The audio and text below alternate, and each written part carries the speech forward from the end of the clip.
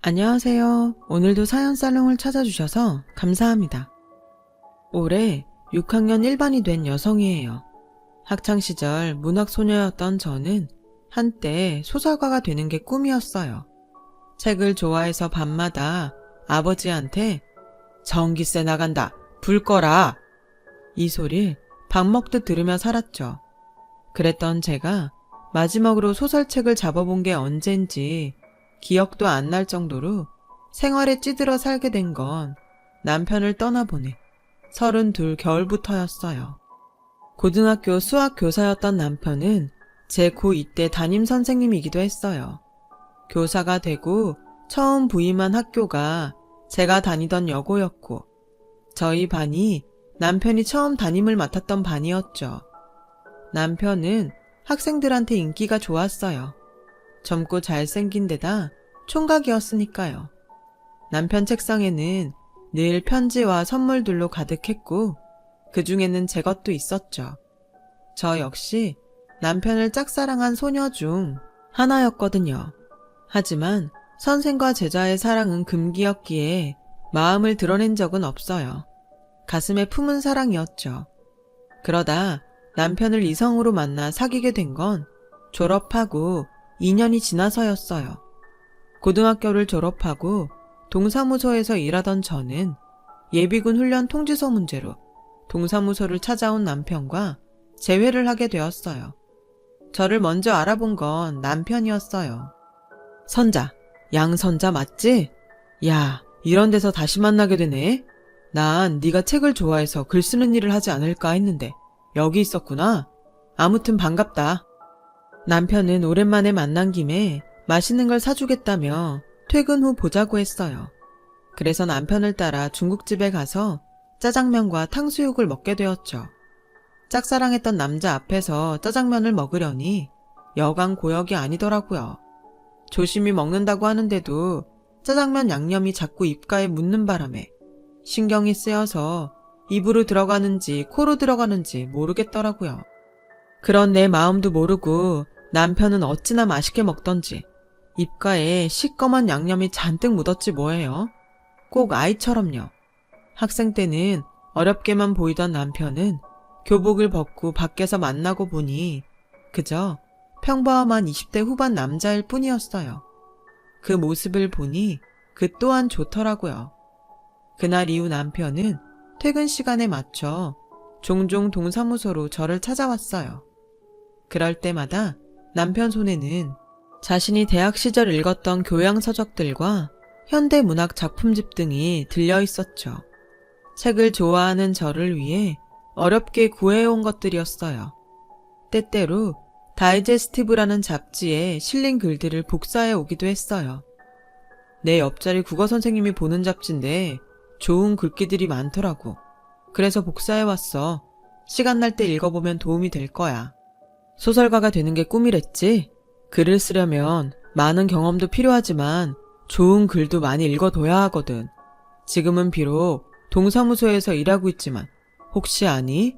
신춘문예에 당선돼서 소설가로 변신할지? 그러니 현실에 안주하지 말고 꿈을 이루기 위해 작은 것부터 노력해봐. 내가 옆에서 도와줄 테니까. 남편의 그 말은 제 가슴에 큰 울림이 되었어요. 여자는 그저 남편 그늘에서 살림 잘하고 자식들 잘 키우면 그만이라던 제 아버지와는 전혀 달랐으니까요. 이런 남자라면 단칸방에서 평생을 살아도 행복하겠다는 생각이 들더군요. 하지만 시간이 지나도 관계는 진전이 없었어요. 그러다 연인도 사제지간도 아닌 어중간한 상태로 1년 정도 지나던 어느 날이었죠. 선을 보신다고요? 고향에서 부모님이 하도 닥달을 하셔서 그렇게 됐어. 남편의 말에 하늘이 무너지는 것 같았어요. 하지만 그렇다고 화를 낼 수도 없었죠. 당시만 해도 우리는 아무 사이도 아니었으니까요. 그래서 좋은 분 만나시길 바란다고 말하곤 급하게 자리에서 일어났죠. 그랬더니 진심이니? 이대로 내가 다른 여자 만나서 결혼해도 후회 안 하겠어? 정말 그래도 돼? 남편의 말에 그만 울컥했어요. 솔직히 내 마음을 전하고 사귀자고 해볼까? 아니야. 그랬다가 거절당하면 앞으로는 얼굴도 못 보게 될 거야. 그 짧은 시간에 수없이 갈등을 했고 그러다 결국 결정을 내렸죠. 후회하고 살기보단 시련이 낫다고요. 당연히 안 괜찮죠. 그렇다고 제가 뭘 어쩌겠어요. 우리가 사귀는 사이도 아닌데 나한테 질투할 권리가 있냐고요. 비겁해요. 모든 걸 나한테 떠넘기고. 어렵게 시작한 저의 고백은 급기야 남편에 대한 서운함으로 번졌어요. 그런 제 모습에 남편은 안도하더군요. 남편 입장에선 제자였던 제게 고백을 하는 게 쉽지 않았던 모양이에요. 그러던 와중에 부모님의 결혼 독촉이 거세지니 본인도 초조했던 거였죠. 그래서 일부러 제게 맞선을 본다는 얘기를 꺼낸 거였어요. 과정이야 어쨌든 그 일로 남편과 저는 본격적으로 사귀게 되었어요. 그리고 2년 정도 연애를 하다가 결혼을 하게 되었고요. 여고 동창들은 제가 자신들의 첫사랑과 결혼한다니 다들 놀라는 눈치였어요. 그건 동료 교사들도 마찬가지였죠. 제자가 하루아침에 동료 교사의 아내가 되었으니 왜 안 그렇겠어요? 그런 주변의 시선들이 부담스러워 우리는 서울로 이사를 결심했어요. 난생 처음 와보는 서울은 제게 있어 말 그대로 별천지나 다름없더군요. 제 고향에선 본 적도 없는 백화점이 도시 곳곳에 있었어요. 그뿐인가요? 애국가에 나오는 남산과 서울 어느 방향에서도 볼 수 있는 남산타워를 실제로 보니 신기하더라고요. 하지만 서울살이가 좋기만 한 건 아니었어요. 교사의 박봉으로 살기엔 물가도 높고 인심도 야박했거든요. 가족도 친구도 하나 없는 곳에서 제가 믿고 의지할 사람은 오직 남편뿐이었죠. 그래서 전보다 더 남편한테 기대고 살았는지도 모르겠네요. 서울로 이사를 오고 얼마 뒤 저는 첫애를 낳았어요. 아들이었죠. 그동안 저를 탐탁치 않게 여기시던 시부모님도 손자를 낳았다고 하자 그제야 며느리 대접을 해주셨어요. 하지만 그만큼 참견도 많아졌죠. 친정엄마가 없는 저는 낯선 곳에서 혼자 가사와 육아를 하려니 모르는 것도 많고 힘에 부치는 일도 많았어요. 주변에 물어볼 사람도 잠시 애를 봐줄 사람도 없었으니 더욱 그랬죠. 그나마 다정한 남편이 퇴근 후 가사며 육아를 많이 도와줘서 버텨냈어요. 그리고 4년 뒤 둘째 아들이 태어났고 돌을 막 넘긴 시점에 저희 가정에 시련이 불어닥쳤어요. 퇴근길 만원 버스에 올랐던 남편이 교통사고로 세상을 떠났거든요. 그날 아침 오늘따라 유독 동태찌개가 생각난다길래 주인집 아주머니한테 작은 애를 맡겨두고 시장에서 동태를 한 마리 사들고 왔어요. 막 대문을 들어서려는데 안채에서 주인집 아주머니가 달려나오더라고요. 성민 엄마, 어떡해. 자기 시장 간 사이에 경찰서에서 연락이 왔는데 이 내가 아저씨가 교통사고를 당해서 많이 다쳤나 봐. 애들은 내가 봐줄 테니까 얼른 병원으로 가봐. 어서. 그 말을 듣고 들고 있던 생선 비닐을 팽개치곤 그대로 병원으로 달려갔어요. 도착해보니 응급실엔 사고로 실려온 버스 승객들로 인산인해를 이루고 있더라고요. 그런데 그 어디에도 제 남편의 모습은 보이지 않았어요. 그때였죠. 간호사가 남편 이름을 대며 보호자 맞냐길래 그렇다고 했더니 저를 한쪽으로 데리고 가더라고요. 그렇게 간호사를 따라갔는데 남편은 이미 싸늘한 주검이 되어 있었어요. 빳빳하게 다려입고 나간 하얀 와이셔츠는 피로 물들어 있었고 결혼 예물로 사준 시계는 유리가 박살나 산산조각이 나 있더라고요. 제가 남편의 얼굴을 확인하려고 남편 얼굴을 덮고 있는 흰 천을 들추려는데 간호사가 사체 훼손이 심하다며 말렸어요. 저는 차마 남편의 얼굴도 확인하지 못한 채 자리에 주저앉아 울다가 정신을 잃고 말았죠. 이후 무슨 정신으로 장례를 치렀는지 기억도 안 나요. 시어머님이 당신 아들 잡아먹었다며 머리채를 잡았던 것도 나중에 주인집 아주머니를 통해 전해 듣고 알았을 정도니까요. 장례가 끝나자 시어머니는 다시는 제 얼굴을 보고 싶지 않다시며 영 끊고 살자고 하더군요. 결혼하고 다음 해 아버지까지 세상을 떠나신 탓에 저는 주변에 비빌 언덕 하나 없이 두 아들과 함께 세상에 내던져졌어요. 하지만 슬퍼할 겨를도 없었죠. 5살 큰애와 젖먹이 애를 데리고 당장 먹고 살아야 했으니까요. 경력도 없고 기술도 없는 애 엄마를 받아줄 곳은 어디에도 없었어요. 그래서 궁여지책으로 했던 일이 학교 앞 떡볶이 장사였어요. 어린 애들을 옆에 끼고 있어야 해서 남의 집 일은 하기 힘들었거든요. 그나마 큰애가 국민학교에 들어가고부터는 파출 일도 다닐 수 있었죠. 엄마 대신 큰애가 지 동생을 보느라 고생 많았어요. 지도 어린데 동생까지 떠맡았으니 얼마나 힘들었겠어요. 둘째한테도 미안한 마음뿐이죠. 한창 엄마 손이 필요한 나이인데 제대로 돌봐주지 못했거든요. 그래도 큰애는 짧게라도 아빠 사랑을 받고 자랐지만 둘째는 그조차도 못 받고 자랐으니까요. 그래서일까요?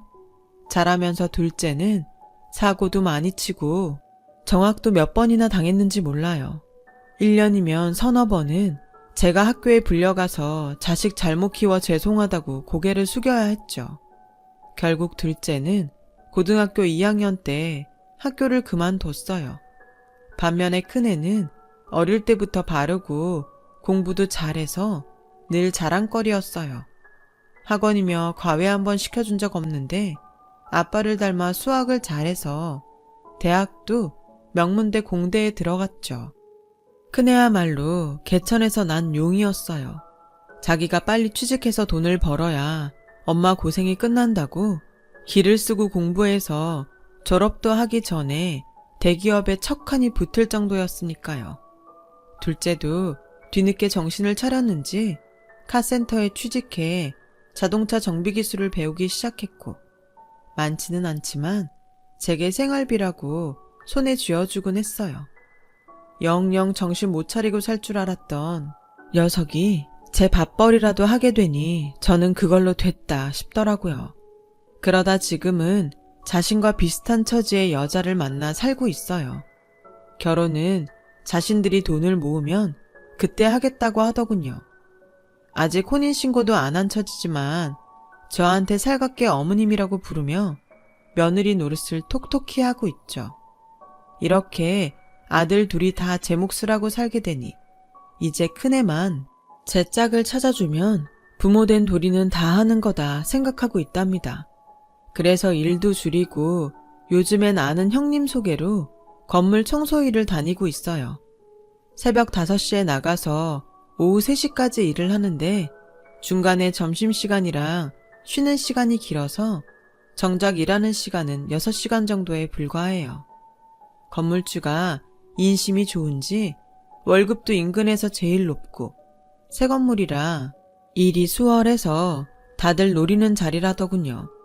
1층은 상가로 사용하고 2층부터 10층까지는 사무실과 오피스텔로 사용해서 청소도 쉬운 편이에요.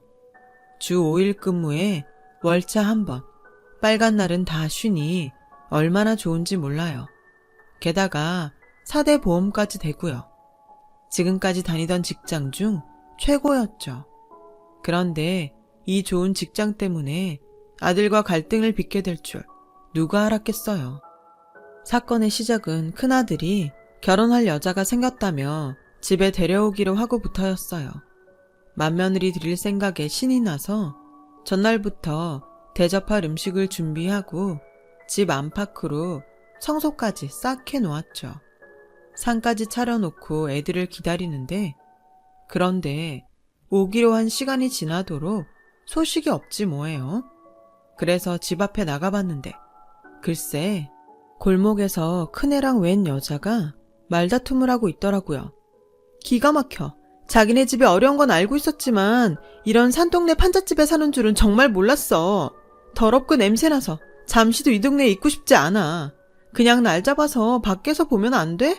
이런 집에서 만든 음식 나 못 먹어. 아, 비위 약한 거 자기도 알잖아. 그럼 밥은 안 먹더라도 엄마한테 인사라도 드리고 나오자. 여기까지 왔는데 어떻게 그냥 돌아가?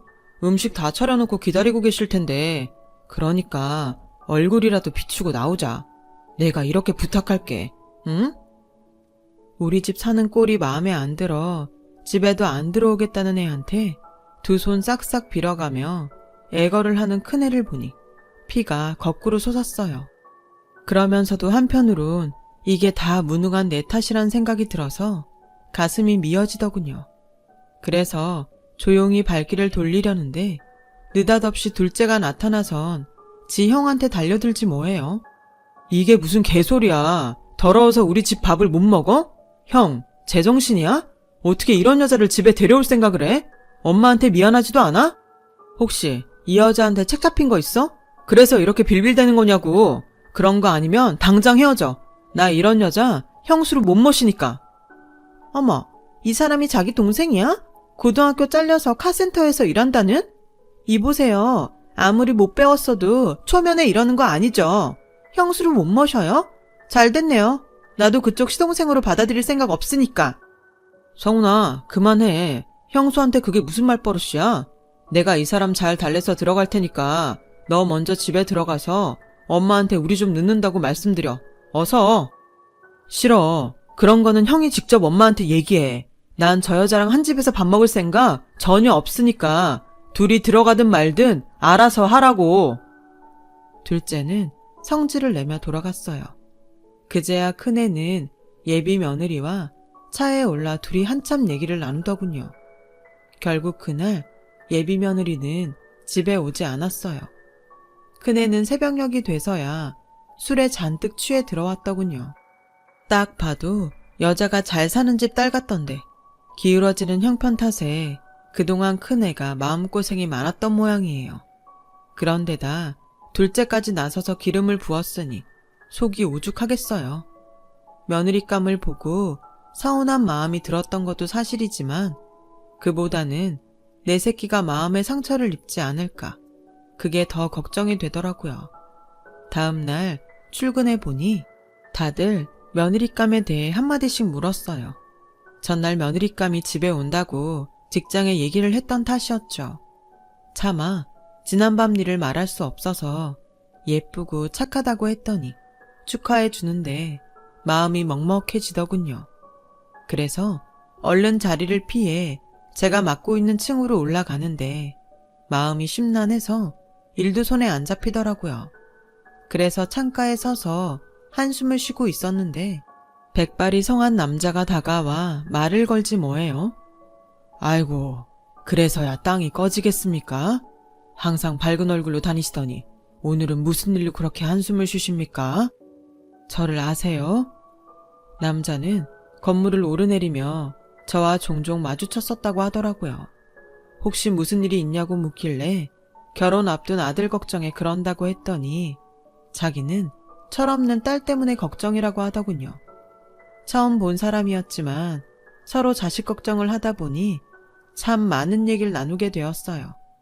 그 남자는 일찍 아내와 사별하고 혼자 딸을 키우고 살았는데 돈 버느라 바빠 신경을 못 쓴 탓에 딸이 세상 물정도 모르고 철이 없다고 하더군요. 그런데 딸이 결혼을 하겠다고 남자를 데려온다는데 마음이 심란하다나요? 딱 제 심정 같더라고요. 그날 그렇게 대화를 나눈 뒤로 건물 복도에서 만날 때마다 우린 인사를 건네며 자식들 근황도 묻곤 했어요. 그렇게 몇 달이 지났을까요? 큰애가 상견례 날짜를 받아왔더라고요. 아직 제대로 며느리 인사도 못 받는 상황에 상견례라니 아니다 싶었어요. 그래서 상견례 전에 밖에서라도 한번 얼굴을 보자고 했더니 마지못해 그러자고 하더군요. 그래서 약속 당일 부랴부랴 일을 마치고 건물을 나서려는데 글쎄 예비 며느리가 아는 얼굴이랑 팔짱을 끼고 엘리베이터에서 나오지 뭡니까? 바로 일전의 백발 남자였어요. 그제야 철없는 딸이 있다는 말을 했던 게 떠오르더군요. 사돈 사무실이 있는 건물에 CM이가 청소부로 있다는 게 걸려서 나도 몰래 몸을 숨겼어요.